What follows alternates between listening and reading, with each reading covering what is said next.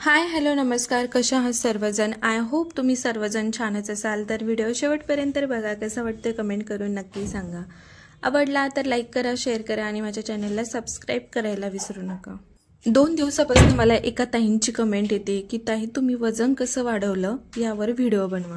तर आता मी वजन कसं वाढवलं आणि मी वजन कसं कमी केलं होतं याबद्दल मी व्हिडिओ बनवते.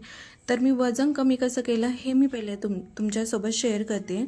तर मी सकाळी उठायची 6, तुम्ही कधीही उठा, 6 वाजता उठा, 7 वाजता उठा. उठल्यानंतर 1 ग्लास कोमट पाणी करायचं आणि त्याच्यामध्ये 1 लिंबू पिळून प्यायचं. आता मी जेव्हा पीत होते त्यावेळेस मला लिंबू पाणी पिल्यानंतर 2 तास तर मला अजिबातही भूक लागायची नाही. तोपर्यंत माझं सर्व काम आवरायचं. लिंबू पाणी पिल्यानंतर थोडंसं काम आवरल्यानंतर थोडीशी एक्सरसाइज करायची. तुम्ही 20 मिनिट करा, 25 मिनिट करा, 1 तास करा.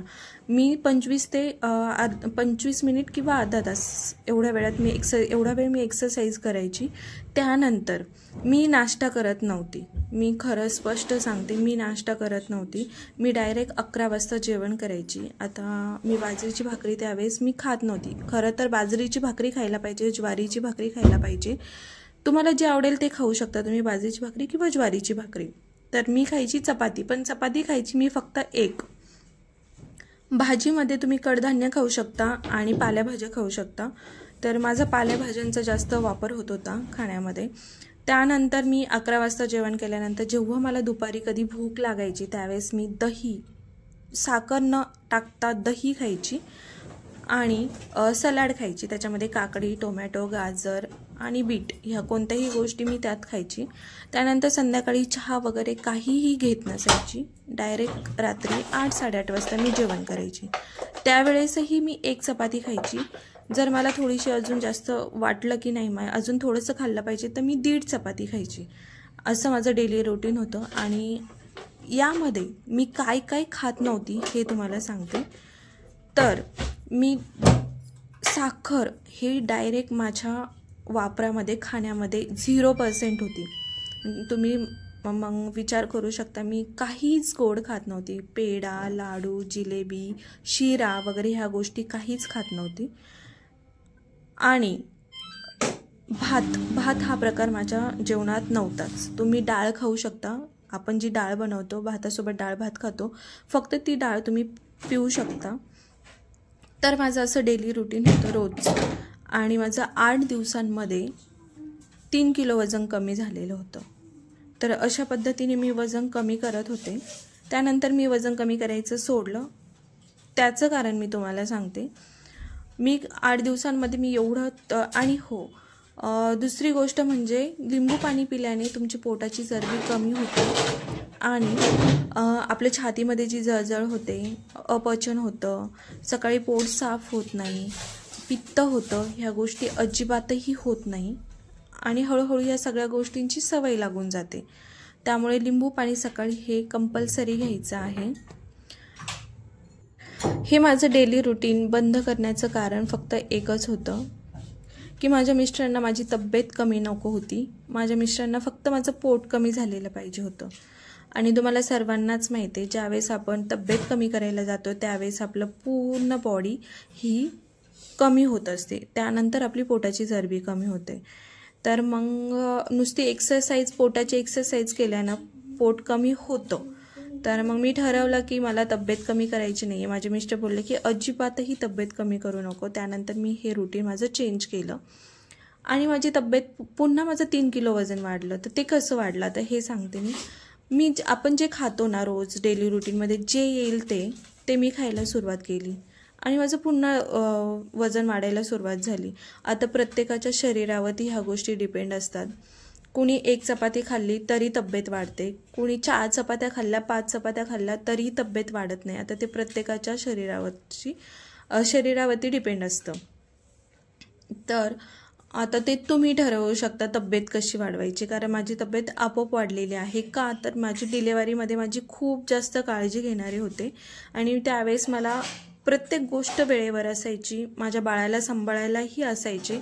त्यामुळे मी आराम केलेला होता आणि आराम करून, जेवण वेळेत करून, त्यामुळे माझी तब्येत वाढली गेली. तर स्पेसिफिक असं रिझन नाही आहे माझ्याकडे की मी असं डाईट वगैरे केलं त्यानंतर माझी तब्येत वाढली, असं काही नाही आहे. डिलेवरीमध्ये माझी खूप जास्त काळजी घेतली गेली, त्यामुळे माझी तब्येत वाढली. आणि माझ्या फर्स्ट डिलेवरीमध्ये माझी अजिबातही केअर झालेली नव्हती.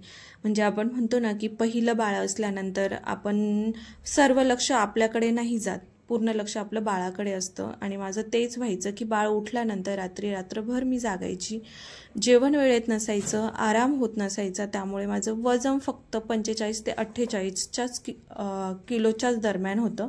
त्यापेक्षा माझं वजन जास्तही होत नव्हतं आणि कमी पण होत नव्हतं.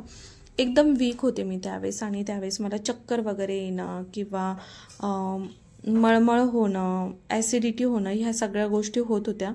पण ज्यावेळेस माझी सेकंड डिलिव्हरी झाली त्यानंतर माझं अजिबातही ह्या गोष्टी झाल्या नाही. म्हणजे मला ॲसिडिटीचा त्रास आहे, तो तर मायग्रेनमुळे मला तो तर होतच असतो. मायग्रेनचा त्रासाचं खूप अवघड असतं आणि तो त्रास मला महिन्यातनं एकदा दोनदा होतो. पण आपण जे म्हणतो ना विकनेसपणा, तो अजिबातही जाणवत नाही. तर त्या ताईंच्या प्रश्नाचं उत्तर मी देण्याचा प्रयत्न केलेला आहे. तर व्हिडिओ कसा वाटला, आवडला तर लाईक करा, शेअर करा आणि चॅनलला सबस्क्राईब करायला विसरू नका. त्याच्या पप्पांना म्हटलं ना मला तुमच्यासारखंच बनायचंय.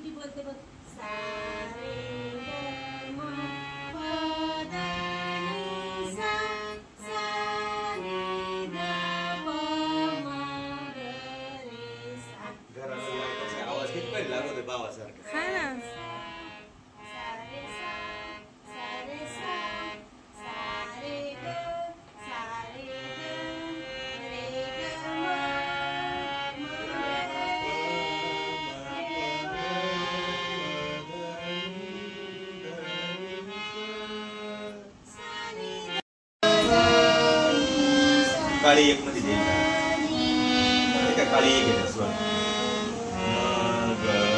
रे सा सा सा रे